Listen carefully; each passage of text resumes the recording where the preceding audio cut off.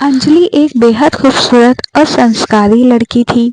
उसके पिता शहर के बड़े प्रतिष्ठित व्यक्ति माने जाते थे। ऊंची हवेली, लंबी गाड़ियां और हर समूरह में पानी की तरह पैसा बहाना उनकी पहचान थी।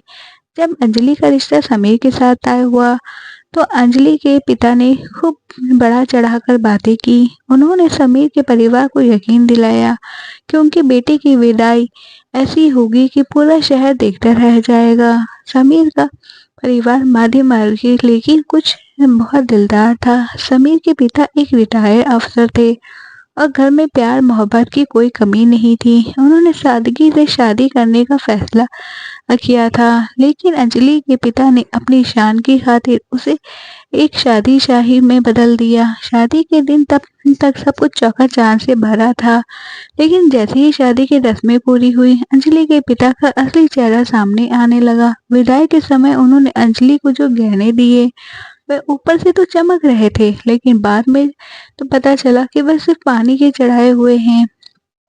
जो सामान अंजलि को विदाई में दिया गया वह बेहद घटिया क्वालिटी का था। हैरानी की बात तो यह है कि अंजलि के पिता ने समीर के परिवार से लेन-देन के नाम पर तो बहुत बड़ी-बड़ी बातें की, लेकिन जब देने की बारी आई तो वह एक पैसे के लिए कंजूसी दिखाने लगे। यहाँ तक कि हलवाई और सजावट वालों के पैसे भी उन्होंने समीर से इनके पिता से यह कहकर भरवा दिए कि अभी कैश कम है, बाद में दे दूंगा।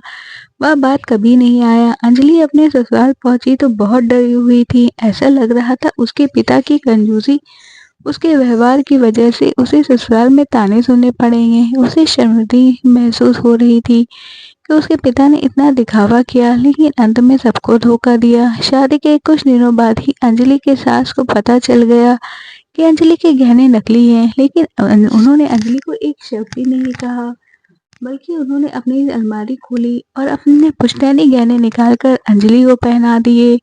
उन्होंने मुस्कुराकर कहा, बेटा ये चमक-दमक तो आती रहेगी, आती जाती रहेगी। असली गहना तो तुम हो, जो घर की रौनक बनकर आई हो।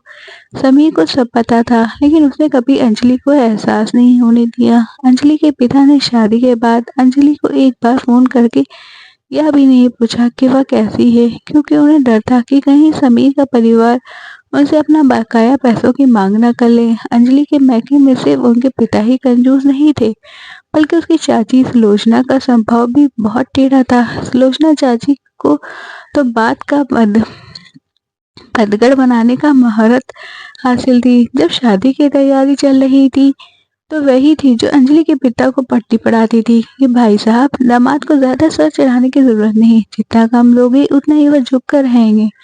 उन्होंने ही अंजलि की विदाई के समय पुराने और सस्ते बर्तनों को चमकदार नए डिब्बों में पैक कराया था।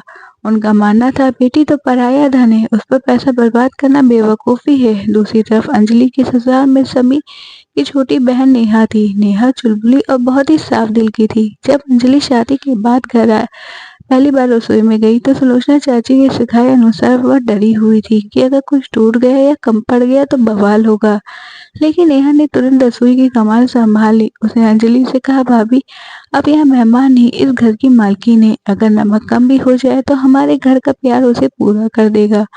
नेहा को जब पता चला कि अंजलि के मायके से आए संदूक में आधे कपड़े फटे हुए और यह पुराने फैशन के हैं, तो उसने अपनी पॉकेट मनी और सहेलियों के साथ मिलकर अंजलि के नए और सुंदर होने सुंदर जिंदगी ना होना पड़े। कुछ ही महीनों बाद सुलोचना चाची अंजलि के ससुराल आई। ये खुशी देखने नहीं, बल्कि यह देखने कि वह यहाँ से क्या बटोरा जा सकता है। उन्होंने समीर की माँ से झूठ बोला, अरे तमदन जी, हमने तो अंजलि को हीरो का सेट दिया, वो कहाँ है? कहीं अंजलि ने उसे लॉकर में तो नहीं रख दिया?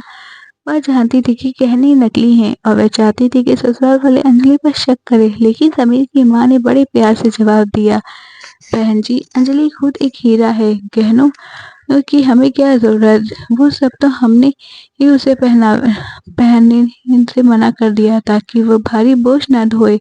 चाची का चेहरा उतर गया। कहानी में नया मोड़ तब आया जब अंजलि के पिता की कंपनी पर छापा पड़ा।